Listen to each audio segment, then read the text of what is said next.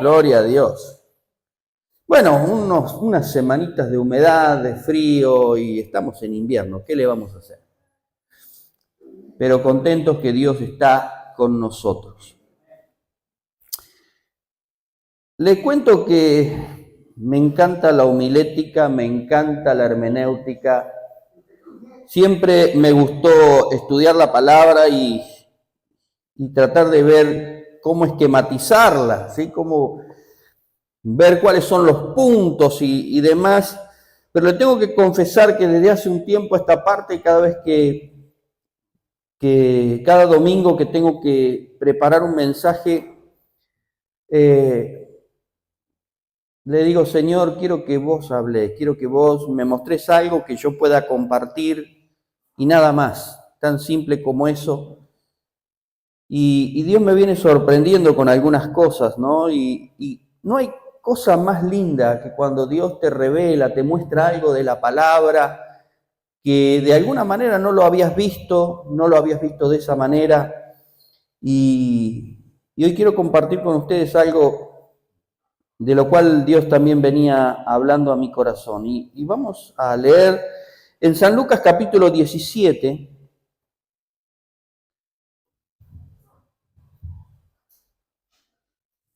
versículo 11 en adelante, dice así la palabra de Dios. Yendo Jesús a Jerusalén, estaba entre Samaria y Galilea. ¿Dónde estaba? Ni chicha ni limonada, ¿eh? Entre Samaria y Galilea, o sea, era una zona media ahí. Los samaritanos no tenían nada que ver con los judíos. Jesús iba a Jerusalén justamente antes de entregar su vida y era el lugar donde se hacían, digamos, el centro de adoración de aquel entonces, y Galilea era una extensión de Israel, pero entre medio de eso estaban los no muy queridos samaritanos, y había un lugar muy específico que ya lo vamos a ver, en ese lugar no muy querido. Y al entrar en una aldea, le salieron al encuentro 10 hombres leprosos, los cuales se pararon de lejos, ¿sí? No podían estar cerca, tenían que estar como a 100 metros de distancia, no podían acercarse mucho porque ellos sabían que eran inmundos, que eran leprosos, pero buscaban la oportunidad cuando veían gente venir de pedirles algo, porque vivían de la misericordia de los demás. Y ellos de alguna manera se enteraron que Jesús pasaba por allí y salieron al encuentro de Jesús. Y alzaron la voz diciendo, Jesús, Maestro, ten misericordia de nosotros. Lo único que podían acceder ellos es a la misericordia, a la lástima de la gente. Eran excluidos de la sociedad. Cuando él los vio, les dijo, ni siquiera se acercó Jesús, ¿sí? De lejos seguramente, de la misma manera, los vio y les dijo, id, mostraos a los sacerdotes, nada más. No oró por ellos, no los tocó, no se los acercó, no les dijo a los discípulos, tráiganle muchachos unos panes, algunas cosas, tráiganle ropa nueva porque mirad cómo están vestidos. No, nada. Vayan y muéstrense a los sacerdotes. Y aconteció que mientras iban, y esto me llama la atención porque Jesús simplemente le dijo, vayan y muéstrense a los sacerdotes. ¿Y qué hicieron ellos? Obedecieron. ¿Qué hicieron?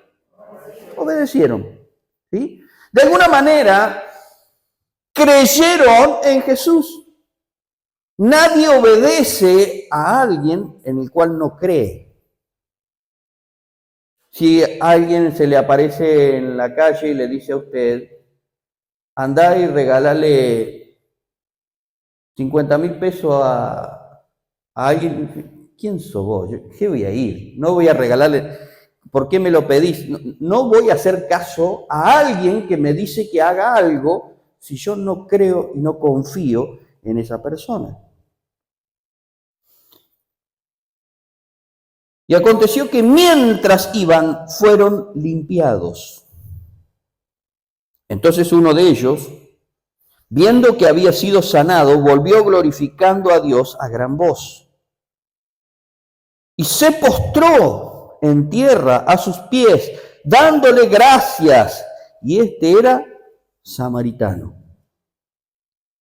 O sea, ni siquiera era del pueblo de Israel.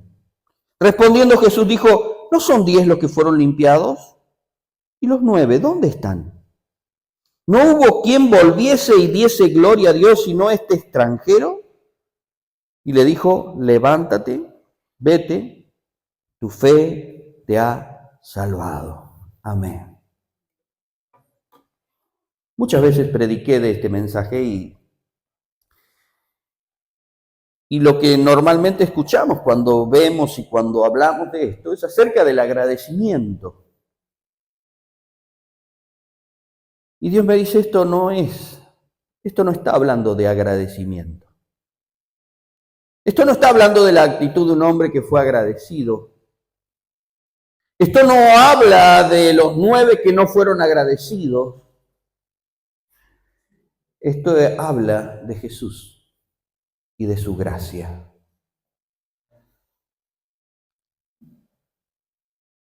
Y traté de situarme en el momento, en el lugar, y de recordar un poquito la historia y todo lo que tenía que hacer una persona que de alguna manera milagrosa, porque no había remedio para la lepra. La lepra era una enfermedad mortal, era una enfermedad que iba carcomiendo de a poco a la persona. Esa enfermedad iba degradando exterior, interior y socialmente a las personas, de tal manera que era identificada la persona como una persona inmunda, impura. En la antigüedad se hacían algunas ciudades o pequeños poblados a donde se metían a los leprosos. Los leprosos solo podían estar con otros leprosos. Muchos de ellos allí eran olvidados hasta la muerte misma de la persona, una muerte horrible. Iban perdiendo la nariz, las orejas, los dedos de las manos, se le caía a pedazo la piel. Y algunos que tal vez en su vida antes de la lepra había sido querido por su familia tenía que acercarse no más de 100 metros de distancia y le dejaban la comida en algún lugar. Recuerden, no habían tupper, no había nada de elementos descartables que hay ahora, así que toda vasija, todo utensilio que se utilizaba para acercarle el alimento a los leprosos y los cuales tenían que andar con unas campanitas diciendo soy leproso, gritando, no se acerquen, soy leproso, porque si se acercaba una persona que no era leprosa, la contaminaba, aunque no la enferme, la contaminaba. Y su familia tal vez le dejaba la comida allí, y a lo lejos le gritaba y su familia se retiraba y ellos, como un animal, iban a buscar las comidas allí en el suelo o en el lugar donde se la dejaban. Jesús, antes de ir a entregar su vida, camino a Jerusalén. Salió de Galilea, de su lugar donde generalmente él descansaba o estaba allí, desarrollaba su ministerio cerca de la casa de sus discípulos. Tenía que pasar por ese lugar de Samaria, ese pueblo, ese lugar donde estaban estos hombres, y allí se encuentra con esta situación. En el libro de Levítico dice que si alguna persona de manera milagrosa podía ser sano de esta enfermedad, había todo un protocolo, ¿sí? En Levíticos capítulo 14, usted puede leerlo después allí en su casa de manera tranquila, pero del versículo 1 al 32, hay una serie de cosas que el leproso tenía que hacer, o el que había sido leproso y que había sido sano, tenía que hacer. Y lo primero era ir y mostrarse a los sacerdotes.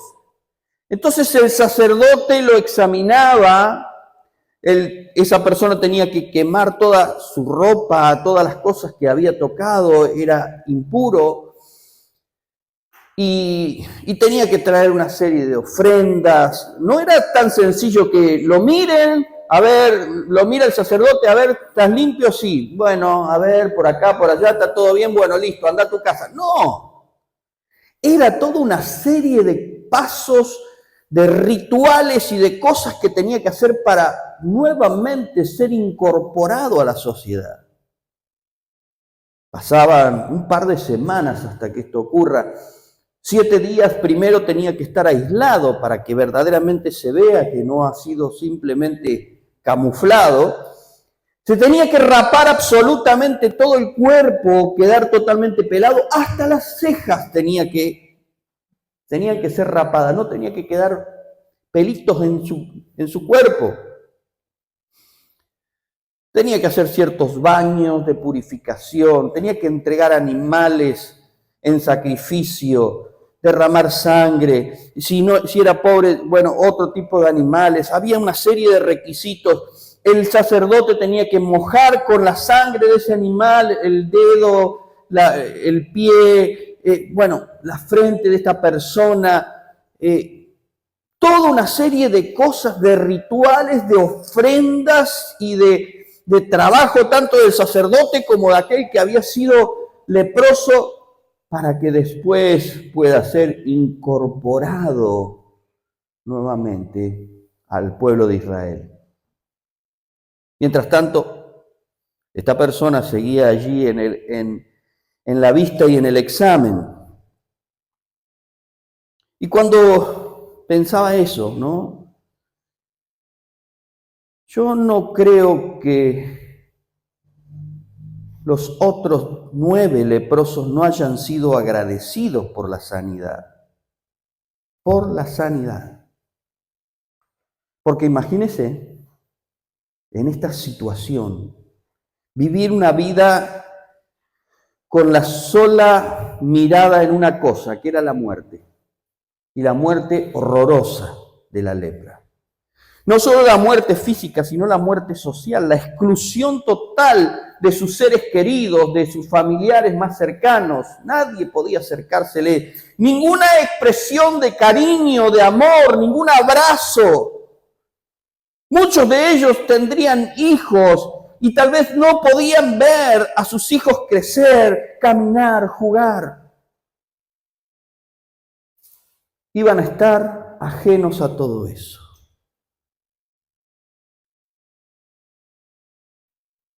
¿Qué hijo iba a poder decir, no? Mi papá murió como un héroe de guerra, o mi papá murió de viejo, o mi papá murió trabajando. No, mi papá murió de lepra. ¿Quién iba a querer decir eso? Se convertían en una vergüenza social y de repente se encuentran con Jesús, el autor de la vida, y Jesús le da una orden, le dice, vayan y muéstrense al sacerdote. Y mientras ellos caminaban hacia el lugar al que Jesús los había mandado, ocurrió el milagro. El milagro ocurre cuando hay fe y obediencia. Ellos la tuvieron. No se puede decir que eran hombres sin fe o que eran gente desobediente, porque hicieron exactamente lo que Jesús les estaba pidiendo. El milagro ocurrió. Y yo me imagino la alegría de estas personas al saber que ya estaban limpios y de repente, cuando iban hacia el sacerdote, empezaron a hacer toda esta serie de rituales. Más de una semana iban a estar allí aislados y haciendo todo lo necesario, allí pensando, bueno, ¿quién me va a cortar el pelo? ¿Quién me va a sacar todo? ¿Cómo voy a hacer esto? Tengo que tener ropa nueva ahora porque esta ropa vieja ya no sirve. Y pensando, ¿dónde voy a conseguir las palomas? ¿Dónde voy a conseguir el cordero? ¿Dónde voy a conseguir esto, lo otro? Y empezar a hacer todo el ritual de purificación para reingresar, pensando, por fin voy a ver a mi familia, por fin voy a estar con mi esposa, con mis hijos, voy a ver a mi mamá, a mi papá, los voy a poder despedir cuando se mueran. Toda una nueva vida y experiencia y esperanza para ellos nuevamente. Y han trabajado en todo lo que tenían que trabajar, en sus ritos religiosos para poder reincorporarse. Claro que estaban contentos, claro que estaban agradecidos, pero el meterse en todo esto les hizo perder de vista lo más importante, que aquello que se estaban enfrentando ellos o que estaban haciendo tenía que ver con rituales religiosos que de una manera u otra le hacían creer que ellos eran parte, su esfuerzo, el esfuerzo de la religión, el esfuerzo del sacerdote, el esfuerzo propio, sus ofrendas entregadas, de alguna manera tenían que ver con la sanidad que ellos habían recibido. Y se olvidaron de que ellos ya habían sido sanos antes de hacer todo el ritual religioso. Y habían sido sanos no porque lo merecieran, no porque eran mejores que nadie, sino porque alguien tuvo gracia y misericordia sobre ellos. Y alguien se dio cuenta, y antes de llegar a la religiosidad necesaria para mostrarse en sociedad nuevamente, alguien se dio cuenta que había algo más importante que todo el ritual religioso. Y era quién lo había sanado. Y esta persona no entendía nada del ritual religioso porque no era judío. Él no sabía de las leyes del Antiguo Testamento. Él no tenía ni idea de todo lo que le esperaba de parte del sacerdote y todo lo que tenía que hacer. Y quizás eso, que para algunos era una maldición no ser judío, para él fue la bendición más grande, el saber que no era nadie, pero que a pesar de que no era nadie, alguien pagó el precio, alguien puso el cordero, alguien hizo el sacrificio y alguien derramó su sangre para que él pueda ser acepto en el pueblo de Israel. Y quizás ese desconocimiento, mezclado con agradecimiento y fe, hizo que su camino hacia la religiosidad se dé vuelta en un camino hacia la gratitud dirigida al autor de la gracia. Cuando esta persona regresa a Jesús, y fíjese, Jesús iba de camino, yo trato de entender la palabra, pero ¿cómo puede ser si ellos tenían que ir al sacerdote y volver? Jesús ya estaría, de alguna manera Jesús lo estaba esperando. ¿Por qué? Porque si no hubiese sido de esa manera, sería imposible que él, no iban en un auto, no caminando, tenía que ir hasta el sacerdote, que lo revisen, y este hombre se volvió, yo me imagino rápidamente, porque él se conocía, él sabía cuál era su situación, y de repente estaba encontrando todo nuevo en su cuerpo, nuevas fuerzas, nueva vida. Y volver a quien le dio la palabra. Y Dios me decía, ¿sabes qué es el Evangelio? ¿Qué son las buenas noticias? El Evangelio es Jesucristo. Las buenas noticias es el Verbo hecho carne.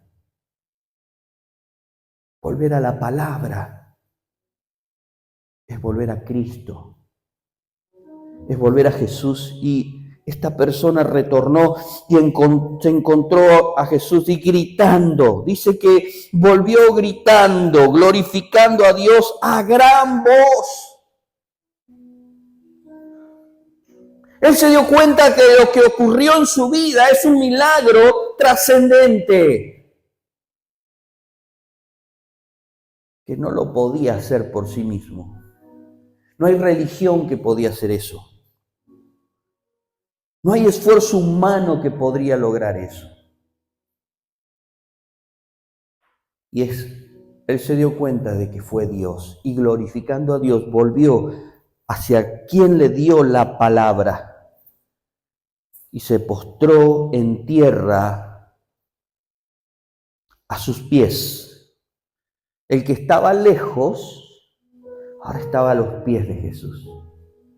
El que gritaba de lejos, Maestro, ten misericordia, ahora estaba a los pies de Jesús, dándole gracias. El que estaba lejos, ahora estaba cerca. Y Jesús dijo, no hubo quien volviese y diese gloria a Dios, porque en definitiva, todo lo que hace Dios en nuestras vidas o todo lo que Dios permite en nuestras vidas es para la gloria de Dios. En una oportunidad, los discípulos le preguntaron a Jesús, Jesús, ¿quién pecó? ¿Este o sus padres para que tenga este problema? Y Jesús dijo, no, muchachos, ni este ni sus padres. Es para que la gloria de Dios se manifieste en él. Para que este momento en el cual ocurra este milagro de sanidad, no haya duda de que fue Dios el que hizo la obra y no el hombre, no la religión. Y no se trata de ser agradecido, porque podemos ser agradecidos al sol, a las estrellas, a la luna, a la religión. Yo encuentro todo el tiempo gente agradecida. Ay, le agradezco a la santa no sé qué, le agradezco, yo tengo esta estampita y le agradezco todos los días. No se trata de agradecimiento, sino hacia quién va dirigido. Porque es el reconocimiento de quién hizo la obra. La obra no la hacemos nosotros. Usted si el agradecimiento es porque está en esta iglesia, o el agradecimiento es a su pastor, o a los líderes, si el agradecimiento es a su propio esfuerzo, la gloria no se la lleva Dios.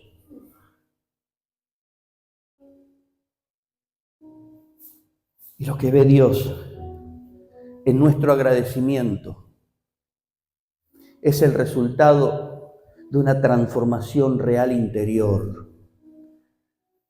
Cuando nos damos cuenta de que hemos sido limpiados de la lepra del pecado, porque eso es lo que simbolizaba la lepra, el pecado que no podía ser quitado. Eso que no podemos hacer con nuestras fuerzas, eso que no hizo ni hace la religión, eso que no hizo ni hace nuestro esfuerzo, y que solamente por gracia y misericordia lo podemos recibir. El apóstol Pablo lo expresó, inspirado por el Espíritu Santo, de manera magistral, y le escribe a los Efesios y les dice así: Él os dio vida a vosotros cuando estabais muertos en vuestros delitos y pecados, en los cuales anduvisteis en otro tiempo, siguiendo la corriente de este mundo, conforme al príncipe de la potestad del aire, el espíritu que ahora opera en los hijos de desobediencia, entre los cuales también todos nosotros vivimos en otro tiempo, en los deseos de nuestra carne, haciendo la voluntad de la carne y de los pensamientos, y éramos por naturaleza hijos de ira, lo mismo que los demás. Pero Dios, que es rico en misericordia, por su gran amor con que nos amó, aun estando nosotros muertos en pecado, nos dio vida juntamente con Cristo. Por gracia sois salvos. Y más adelante sigue diciendo,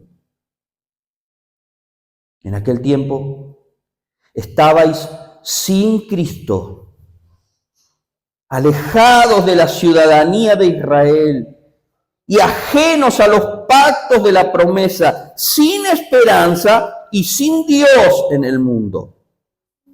Pero ahora, en Cristo Jesús, vosotros que en otro tiempo estabais lejos como esos leprosos, habéis sido hechos cercanos por la sangre de Cristo. Qué hermoso.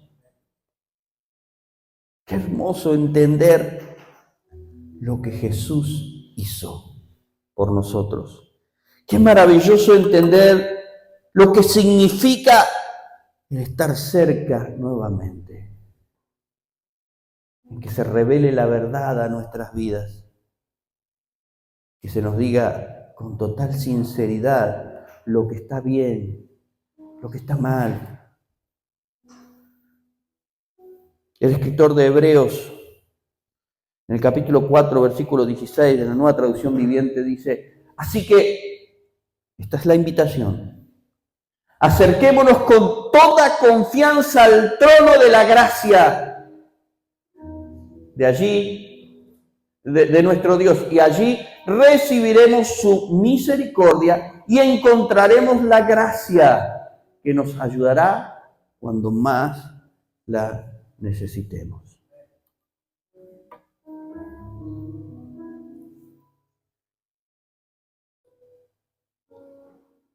Todo lo que se describe en el libro de Levítico y lo que tenían que hacer ellos era en realidad un simbolismo de lo que se iba a resumir en Cristo Jesús. Él es el sacerdote, pero a la vez Él es la ofrenda. Nosotros no tenemos que conseguir ni comprar una ofrenda. Él es la ofrenda que se entrega voluntariamente. No tenemos que recurrir a otro hombre como sacerdote para que nos exonere y nos mire y vea si realmente somos aptos o no. Él es el que con su gracia y su misericordia ocupa ese lugar. El sacrificio que presentamos podría tener defectos, pero su sacrificio es perfecto. El sacerdote podría equivocarse en examinar y olvidarse o tal vez no contemplar algunas cosas, pero Él que todo lo ve y que es perfecto, como su ofrenda es perfecta, hace perfectos a aquellos que se acercan con humildad, con sencillez de corazón a su trono de gracia para recibir el oportuno socorro. Y entonces, ¿qué tenemos que hacer? Ya no hay ofrenda, ya no hay sacrificio, ya no hay nada que nosotros tengamos que hacer porque todo ha sido hecho por Él. Y cuando dice para Él, es ahí donde nos incluye. Nos incluye en su cuerpo. Antes que éramos ajenos a la ciudadanía de Israel. Cuando Pablo está hablando de eso, no está diciendo que usted ahora es un... No, como malinterpretan mucho. Cantamos canciones de Israel, nos vestimos como judíos. Y no, en realidad no somos judíos ni lo vamos a hacer. Pero espiritualmente nos convertimos en el Israel de Dios. Recuerda que el nombre Israel era el nombre que Dios le puso a Jacob. Una persona que huía, una persona que había hecho las cosas mal, se había equivocado en su vida, pero luego de creerle a Dios, heredó la promesa y Dios cambió su nombre de Jacob a Israel. Y si Dios lo hizo con ese hombre, lo hace con nosotros, incorporándonos a su pueblo espiritual, a su Israel espiritual, a los que luchan por la bendición y que creen en esa bendición, pero por sobre todas las cosas, aquellos que pueden reconocer con gratitud y con alegría de quién viene la gracia, de quién viene la misericordia, de quién viene el oportuno socorro, de quién viene la mano poderosa que te saca del lugar de extranjero y te llama a su hijo, del lugar lejano y te hace cercano. No es ningún esfuerzo humano, no es ningún esfuerzo religioso, es su amor y su misericordia. Por gracia soy salvo, y esto no viene de nosotros, sino que es regalo de Dios, dice la palabra de Dios.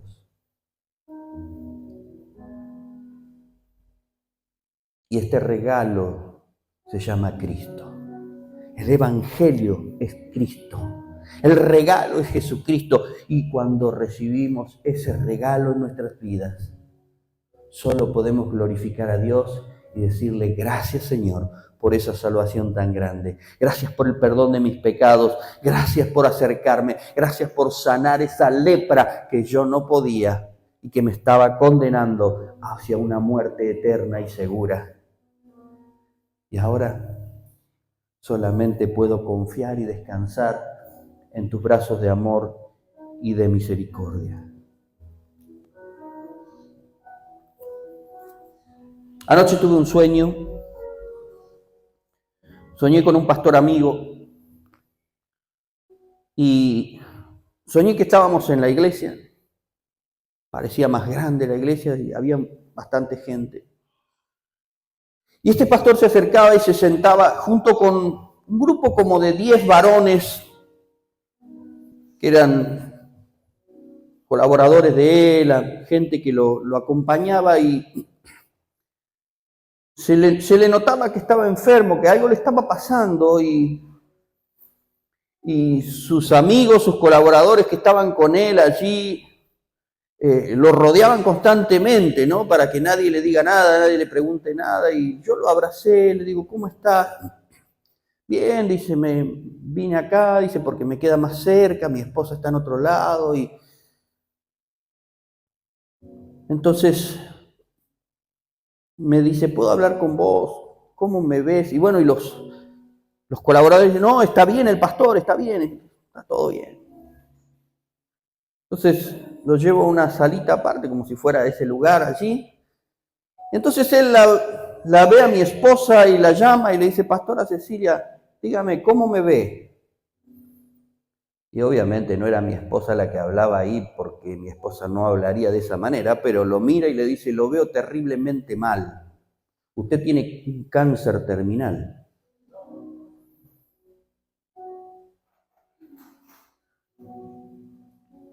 Que para que me dé vergüenza a mí en el sueño, imagínese que yo me identifico con el hermano Fabio, siempre meto la pata ahí diciendo las cosas muy directas. Entonces, cuando mi esposa dice eso, yo lo miro a ver qué cara pone y él hace una sonrisa.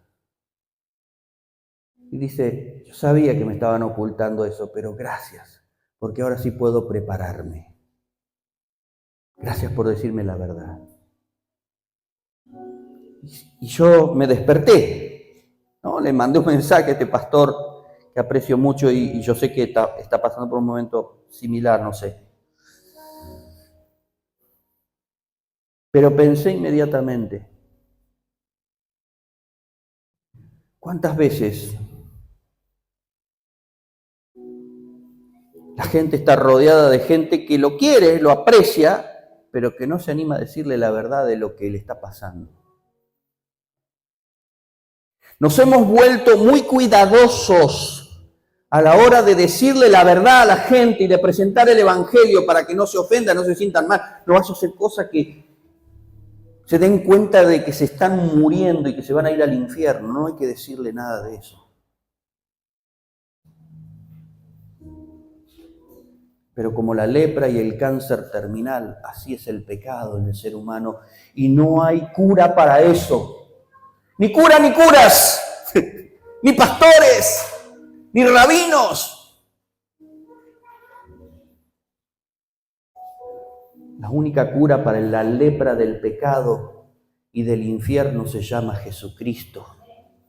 Y cuando le presentamos a Jesucristo, el autor de la vida, y se lo decimos con total sinceridad, y le hablamos a la gente con total honestidad, y le decimos, mirá, Dios te ama tanto, pero si tu vida sigue lejos de Dios y si seguís camuflando, ignorando el pecado que está en vos, y no te arrepentís, y no te entregás delante del Señor y clamás, Señor, ten misericordia, como lo hicieron los leprosos, vas a morir en tu lepra. Pero la buena noticia del Evangelio, que se llama Jesucristo,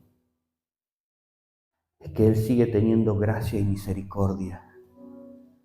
Y solo tenés que creer y obedecer. Estos leprosos dieron el primer paso de fe y de obediencia, pero se olvidaron de darse cuenta de que no era su esfuerzo, no era su capacidad, no eran los sacerdotes, seguía siendo Cristo. Y a veces nos pasa eso como cristianos. Dimos el primer paso de fe y de obediencia, creímos en Jesús, empezamos a caminar en Jesús y luego nos olvidamos de quién es el autor de nuestra vida, el autor y consumador de nuestra fe, y creemos que nuestro esfuerzo, nuestro servicio, nuestras oraciones, no se trata de nosotros, se trata siempre de Jesús. Y a Él y solo a Él sea la gloria. No tengas miedo, ni vergüenza, ni temor de predicar de Jesucristo, de hablar del autor y consumador de esta salvación tan grande. Predica en tiempo y fuera de tiempo. Anuncia el mensaje. Proclama que Jesucristo está pasando entre Samaria y Galilea, que Jesucristo está caminando por la vida de aquellas personas. Y si Dios permite, ese Cristo que vive en ti está pasando por la vida de una persona, no lo ocultes. Porque tal vez le vas a predicar a uno y no va a pasar nada, le vas a predicar a dos y no va a pasar nada, le vas a predicar a tres y no te va a escuchar. Le vas a predicar a 4 y va a creer que fue la suerte. Le vas a predicar al 5 y va a pensar que fue la energía. Le vas a predicar al 6 y va a decir, gracias a la difunta Correa. El otro al gauchito Gil. Pero va a llegar uno que va a volver dando la gloria a Dios. Y qué lindo cuando sentimos que somos un instrumento en las manos de Dios, para que ese milagro ocurra y siga ocurriendo en los leprosos de este mundo. Dios te necesita. Dios te quiere usar.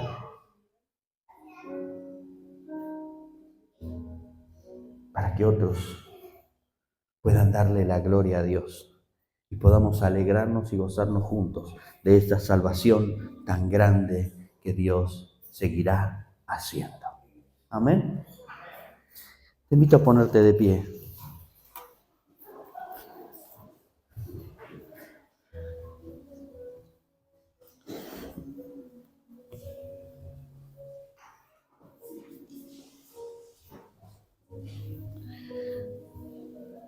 Nunca antes en la historia de la humanidad, como en este tiempo, hubieron tantos descubrimientos y tantas cosas que se han hecho en pos de la salud, combatiendo enfermedades, descubriendo vacunas, descubriendo antídotos, descubriendo fórmulas para que el ser humano viva un poquitito más. Pero te puedo asegurar que nunca nadie va a encontrar el antídoto para el pecado y la lepra en el espíritu, porque hay un solo antídoto único, irreemplazable. No hay otra fórmula, no hay otra forma patentada, y esa es la sangre de Cristo. Lo único que puede limpiar verdaderamente el peso de la lepra del pecado en el corazón del ser humano es la sangre de Jesús, irreemplazable.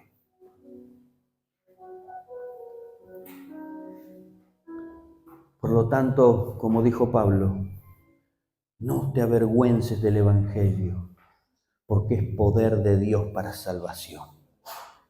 Ese es el poder. Imagínate que alguien fue picado por una serpiente venenosa y mortal. Y de repente vos tenés en el bolsillo el antídoto y estás lejos de cualquier centro de salud y vos sabés que le quedan 10 minutos de vida a la persona. Ay, pero yo no sé aplicar el antídoto. Ah, pero me da vergüenza. No, tengo miedo de decirle, mirá, si no te pones esta inyección te vas a morir. Pobre, no lo quiero asustar. ¿Qué harías si tenés el antídoto y no se lo aplicás? ¿Y qué pasaría después si esta persona muere y vos sabés que tenías el antídoto en tu bolsillo y no se lo pusiste para no ofenderlo, o porque no sabías bien cómo aplicarle la inyección del antídoto? Dios nos ha dado un poder increíble, el poder de la predicación del Evangelio. Dice la palabra de Dios que los ángeles del cielo desearían tener el poder que tenemos nosotros de predicar, pero ellos no lo pueden hacer. ¿Sabe por qué no lo pueden hacer? Porque ellos no han sido redimidos, no han sido comprados, no han sido perdonados de sus pecados. Usted y yo sí. Y en ese poder de saber que ese antídoto funciona, porque ha funcionado en nuestras vidas, también tenemos la capacidad de llevar el mensaje del Evangelio y del poder de Dios a aquel que todavía no lo conoce. Pero yo no sé cómo. Abrí tu boca y Dios la va a llenar. Anímate y te vas a sorprender que no vas a ser vos, sino va a ser Jesús mismo y su amor hablando a través de tu vida para salvar, rescatar y restaurar al que estaba perdido. Anímate a hacerlo y el poder de Dios se va a manifestar de una manera como nunca antes lo hizo a través de tu vida. No dejes que el antídoto se ponga rancio en tu bolsillo. Anuncia el poder de Dios a todo el mundo, en todo tiempo y en toda ocasión. Cierra tus ojos, vamos a orar. Padre, te damos gracias en el nombre de Jesús. Gracias, Señor, por tu amor, por tu misericordia, por tu favor, por tu gracia y por esta salvación tan grande. No hay otro nombre dado a los hombres debajo del sol en el cual podamos ser salvos, solo en nombre de Jesucristo.